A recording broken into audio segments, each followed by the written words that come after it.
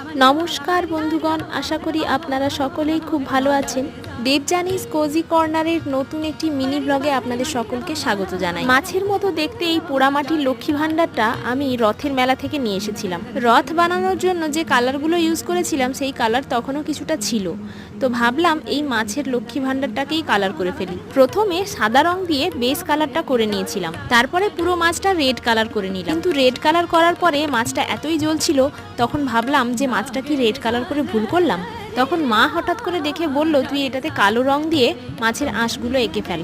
ব্যাস, তারপর আর কি, কালো আর সাদা দিয়ে মাছের আঁশগুলোকে হাইলাইট করলাম আর আঁশগুলোর ভেতরে একটু অরেঞ্জ কালার দিয়ে ফিল আপ করে দিলাম। এবার আউটকামটা নিশ্চয়ই আপনারা দেখতে পাচ্ছেন। যদিও আমি কোনো প্রফেশনাল নই, তবুও আমার এই কাজটা আমার খুব পছন্দ হয়েছে। মাছের চোখগুলো প্রথমে গোলাপি রং করেছিলাম, পরে আবার কারেকশন করে ব্লু কালার দিয়েছি। ভিডিওটি ভালো লাগলে একটি লাইক করবেন, চ্যানেলটিকে সাবস্ক্রাইব করে পাশে থাকবেন।